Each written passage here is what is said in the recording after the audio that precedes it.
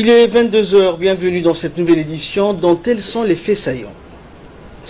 Le ministre de l'Habitat, de l'Urbanisme et de l'Environnement a reçu ce mardi une délégation italienne pour la mise en place d'une coopération de lutte contre le réchauffement climatique.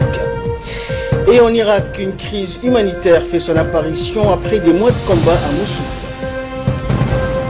Voilà pour les sommaires, merci d'être avec nous pour suivre cette édition de 22 h. Et nous entamons cette édition par cette rencontre entre le ministre de l'Habitat, de l'Urbanisme et de l'Environnement, Moussa Mohamed Ahmad, et son homologue italien, Leonardo Gallico, dans le cadre du mémorandum d'entente signé en novembre 2016 en marge de la COP 22 à Marrakech entre notre pays et l'Italie.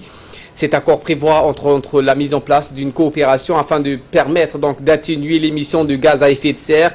La réunion a eu lieu en présence du secrétaire général du ministère de l'Habitat, Dini Abdallah, et de M. Gianni Rizzo, consul général honoraire de l'Italie à Djibouti. L'objectif de la rencontre avec la délégation italienne était donc d'examiner les voies et moyens par lesquels l'Italie pourra aider Djibouti à mettre en œuvre des actions permettant d'atténuer l'émission de gaz à effet de serre responsable du réchauffement climatique. Et suite à une invitation de son homologue turc Berat Albayrak, le ministre de l'énergie chargé des ressources naturelles, Yunus Ali Ghedi, séjourne en Turquie pour prendre part aux travaux du 22e congrès mondial du pétrole qui se tient du 9 au 13 juillet de cette année. En effet, accompagné de M. Wahib Ali Boulo et de Dabbar Adawaladi, respectivement directeur des hydrocarbures du ministère et de la Société internationale des hydrocarbures de Djibouti, le ministre de l'énergie Yunus Ali Ghedi s'est déplacé à Istanbul en vue de participer donc aux travaux du 22e congrès mondial sur le pétrole. Ce 22e congrès mondial sur le pétrole représente une occasion importante de rencontres et d'échanges entre les pays participants sur les possibilités de coopération ainsi que pour l'évaluation de développement récent dans ce secteur. Une cérémonie de fin de mission du lieutenant-colonel Patrick Juibet, coopérant militaire français détaché au centre d'instruction technique et tactique, a eu lieu ce matin au camp Cheikh Ousmane, arrivé donc au terme de son affectation de 3 ans. À cet effet, un défilé en son honneur a été organisé, défilé auquel le général Zakaria Cheikh Ibrahim, chef d'état-major général des armées, a remis au lieutenant-colonel Juibet une lettre de satisfaction. Le coopérant français a dans une brève allocution remercié le haut commandement militaire djiboutien qui lui a donc facilité la tâche durant ces 3 années de mission. Entre le coopérant et son homologue de ce binôme, et si j'ai réussi, 50% lui en reviennent. Merci mon peuple.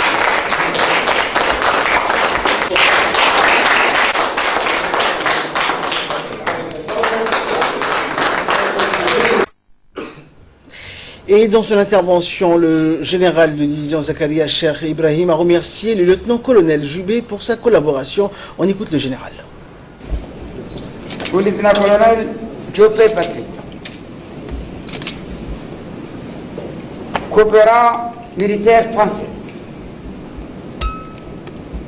durant son séjour à Djibouti de 2014 à 2017, comme je l'ai dit, le lieutenant-colonel Juibet Patrick a démontré une très grande disponibilité,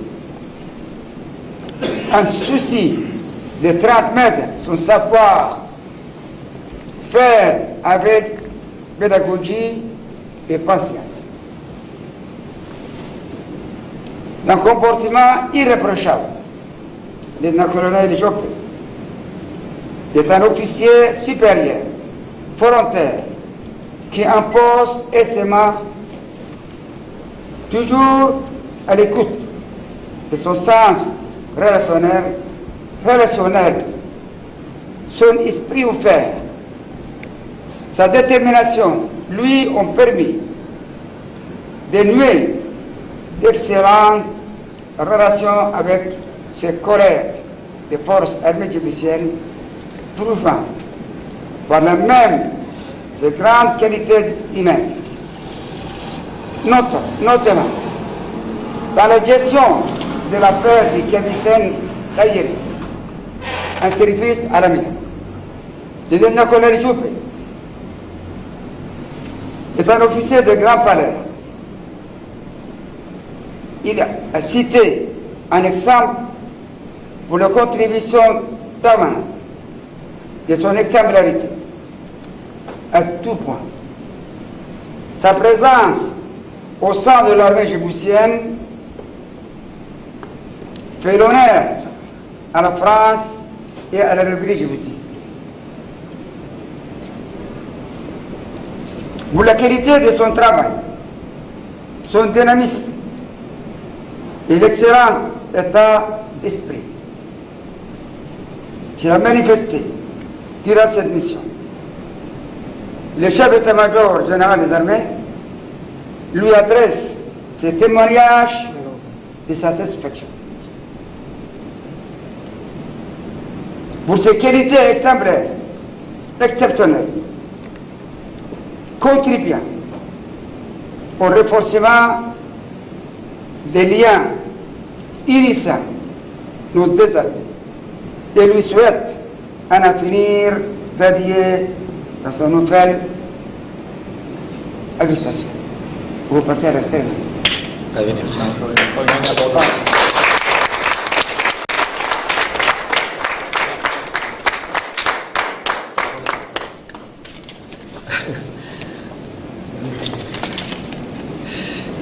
Merci.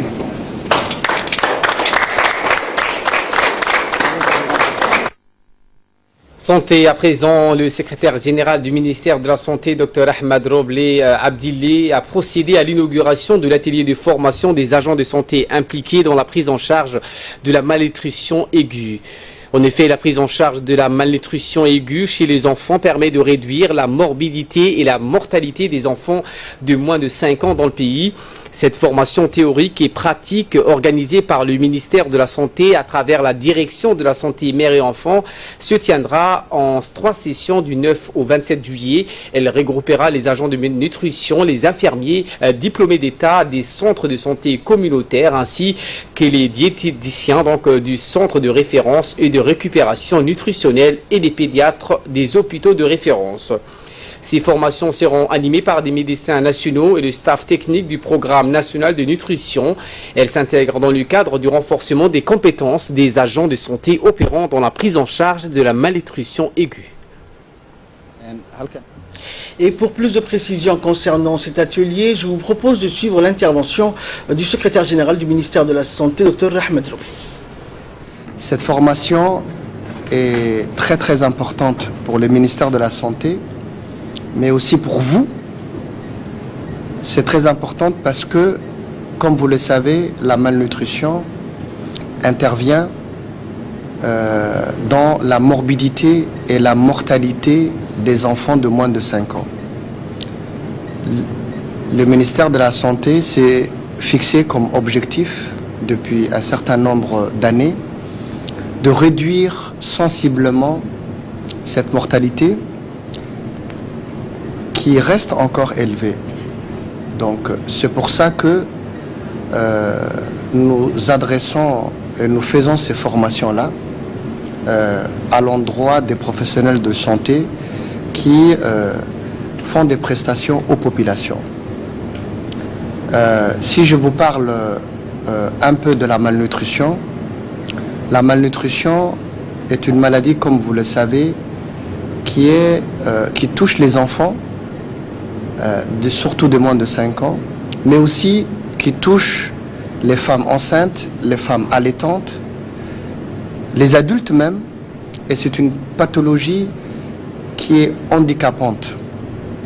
C'est une pathologie qui entraîne des handicaps neurologiques, des handicaps physiques, et qui entrave le développement de l'enfant. Et donc, si une société, ou si le ministère de la Santé ne s'occupe pas de la malnutrition, le taux ou la morbidité ou la mortalité, qu'elle soit infantile ou qu'elle soit infanto-juvénile, ne va pas baisser. Donc, ces formations donc interviennent à point nommé, et nous souhaitons vraiment que chacun d'entre vous participe pleinement à cette formation, prennent toutes les expériences des médecins qui vont vous former et que par la suite nous souhaitons que tout ce que vous avez appris ici, vous allez l'exercer auprès de populations. Durant cette période de forte chaleur qui persiste ces derniers jours dans la capitale, une équipe de la radio-télévision de Djibouti s'est rendue au service de la pédiatrie de l'hôpital général Pelletier pour recueillir les informations sur les risques sanitaires chez les enfants et nourrissons dans cette période de canicule. À cet effet, en cas de forte chaleur, les nourrissons et les jeunes enfants sont exposés à un déficit hydrique favorisant la déshydratation et pour y remédier à cela, ils doivent rester à l'abri de la chaleur, ils doivent boire beaucoup d'eau ou des boissons frais. Enfin, cette activité s'inscrit dans le cadre de la programmation et qui est basée donc sur la prévention et la sensibilisation de tout genre des maladies qui mettraient donc la santé de la population en péril. Le ministère de la Santé recommande aux parents dans cette période de forte chaleur de donner donc un minimum 1 litre d'eau par jour à leurs enfants ou nourrissons afin de maintenir donc leur balance hydrique. Suivons à présent les recommandations de Dr Fouzia, pédiatre à l'hôpital général Pelletier. Et là, c'est dans le cadre des campagnes de sensibilisation organisées par le ministère de la Santé. Aujourd'hui, on parle du déficit hydrique ou du déficit d'hydratation constaté chez les enfants à Djibouti. À Djibouti, on est en période de forte chaleur, donc ces périodes de forte chaleur sensibilisent d'autant plus l'enfant que cet enfant qui a un besoin hydrique très important, avec une composante hydrique, une masse hydrique plus importante qu'un adulte, est plus sensibilisé et plus apte à faire des complications. Donc cet enfant doit, plus qu'un adulte, avoir son besoin hydrique compensé, parce que comme nous le savons tous, les reins fonctionnent avec l'eau. À chaque fois qu'il y a un déficit hydrique, nous avons des soucis au niveau des reins, qu'ils soient d'ordre infectieux, calcul ou autre. Donc nous avons là l'exemple de la petite Moumina. Dans le déficit hydrique, c'est vrai qu'il était expliqué, mais le déficit d'hydratation l'a mené à une altération de sa fonction rénale avec une petite qui est hospitalisée au coma. Il y a certains qui n'ont pas la chance d'en revenir, donc les mesures sont plutôt claires, simples, accessibilité de l'eau pour les enfants, la rendre accessible pour un enfant, qu'il aille assez facilement récupérer son eau, et puis essayer de suivre la quantité. Donc accessibilité, quantité, en tant que parent, savoir qu'un enfant qui a moins de 3 ans doit au moins être à 0,9 litres, à 1 litre, et jusqu'à 7 ans à 13 ans, c'est un enfant qui est de l'ordre un besoin hydrique de 1,5 litre. C'est assez facile à savoir, 1,5 litre c'est la grosse bouteille, donc 1 litre, on est à peu près à quelques millilitres près, on sait à combien ça correspond. Donc attention, veillez à la santé rénale de vos enfants. Deuxième chose, je voulais sensibiliser sur la petite qui est hospitalisée juste à côté, une petite qui avait soif, qui est partie s'hydrater, et là elle rencontre une bouteille d'eau remplie de kérosène. Donc là c'est des situations auxquelles on est confronté aussi et qui peuvent amener au décès de l'enfant. Simple aussi de le faire, mettre le kérosène dans des contenus autres que les contenus, les bouteilles d'eau normales. Donc cela permet à l'enfant de reconnaître qu'il s'agit d'une autre source de kérosène ou autre, et puis faire attention à ne pas les rendre accessibles sur le plan organisationnel ou environnemental, les mettre dans un lieu qui est plutôt situé, qui n'est pas accessible à l'enfant. Également dans l'actualité, un atelier sur la mise en place du mécanisme de référence pour la prise en charge des violences basées sur le genre et la mutilation génitale féminine a été organisé ce matin par l'Union nationale des femmes djiboutiennes en étroite collaboration avec le FNUAP dans la salle de conférence de l'hôtel Acacia. L'objectif étant de prendre en conscience, basé sur les violences domestiques et conjugales, la question des droits de l'homme qui est ternie par ces genres d'actions. Cet atelier donc, qui a débuté ce matin va se dérouler sur 3 jours. Plusieurs femmes issues des forces de l'ordre, des magistrats, des professeurs de l'université ont participé à cet atelier. Et cet atelier qui a été présidé par la directrice du programme de l'UNFD, Rokia Ali, et par la directrice de jeunesse du genre, Mme Amina Abdelkader. Et dans son intervention, Mme Rokia Ali qui a expliqué l'importance de cet atelier sur la mise en place des mécanismes de référence pour la prise en charge des violences basées sur le genre et la mutilation génitale féminine, car ces derniers restent toujours des fléaux auxquels font face plusieurs femmes et filles quotidiennement. Cet atelier va permettre également à différentes participantes de mieux s'organiser dans ces mécanismes afin de lutter considérablement, tout en sachant qui pourrait être néfaste à la santé des femmes et des jeunes filles. Et dans un mot prononcé à cette occasion, la représentante du FUNUAP a rappelé que les mutilations génitales féminines et les violences du genre ne sont qu'un aspect de la violence physique et morale. Autre actualité de ce 22h, en cette période estivale de canicule, synonyme de mer agitée, beaucoup de Djiboutiens vont se baigner. Donc de ce fait, les gardes-côtes djiboutiens sont en alerte permanente et sillonnent les côtes djiboutiennes pour parer à toute situation de détresse en mer. Que ce soit les pêcheurs ou les baigneurs, ces vents violents appelés Khamsin n'épargnent rien lorsque la personne s'éloigne trop des côtes. Les gardes-côtes mettent en garde la population afin de ne pas s'aventurer trop loin et de s'enregistrer auprès de leur équipe de patrouille et de surveillance avant de prendre la mer. Il s'agit simplement d'un moyen de prévention afin de pallier aux problèmes qui surviennent souvent en cette période de canicule. Il est donc recommandé à la population de faire preuve de vigilance en mer. Et dans la page fait divers, un incendie s'est déclaré donc ce matin vers 10h30 heure locale au quartier de Barwaro de la commune de Balbala. Environ 4 maisons ont été ravagées et détruites entièrement selon les officiers de la protection civile. Les agents sapeurs-pompiers de la protection civile ont immédiatement venus sur les lieux intervenus et maîtrisé le sinistre pour arrêter la propagation de l'incendie vers d'autres quartiers voisins.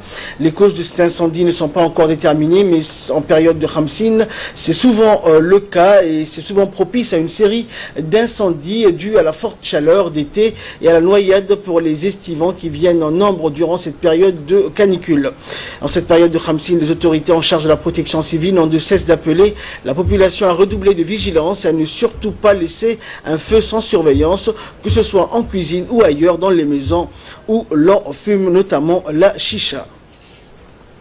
Face à la recrudescence du taux de chômage chez les jeunes, 4 institutions gouvernementales ont décidé de s'unir pour trouver des emplois alternatifs à des jeunes qui vivent dans la précarité.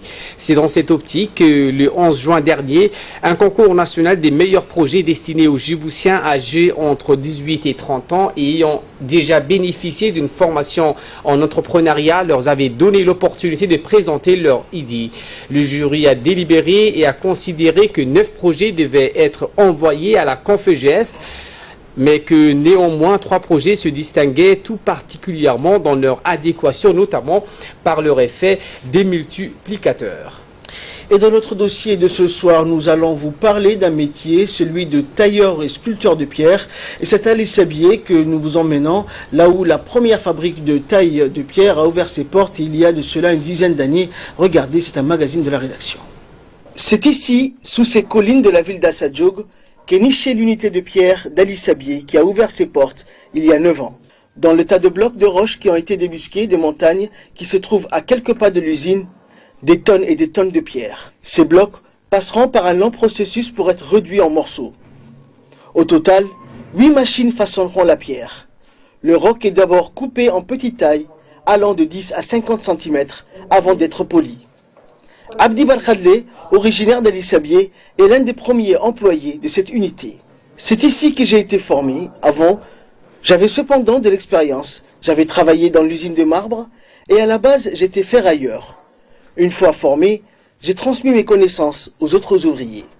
Au total, plus d'une quarantaine d'ouvriers travaillent ici.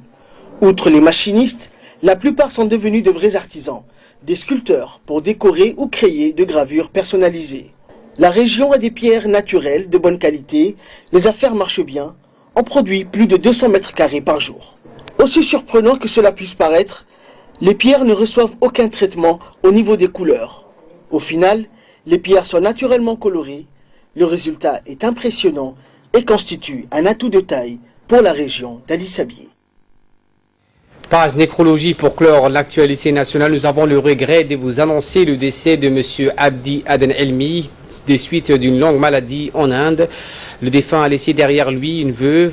Le défunt Abdi Aden Elmi était employé durant plusieurs années au ministère de l'Habitat. Le défunt était donc le beau-frère de notre collègue Smaïl Adjab, responsable de la régie de télévision. Donc nous prions le Tout-Puissant de l'accueillir dans son paradis éternel. Inna lillahi wa inna ilayhi raji'un. Et dans l'actualité internationale, enfin, nous allons en Irak où les combats ont cessé à Mossoul, la deuxième grande ville du pays, moins de 48 heures après avoir été libérée du joug des djihadistes. La crise humanitaire, elle, pourrait durer des mois encore. Environ 700 000 personnes seraient donc toujours déplacées selon l'Organisation des Nations Unies. Et c'est tout pour ce journal. Merci à vous de nous avoir suivis. Excellente soirée à toutes et à tous.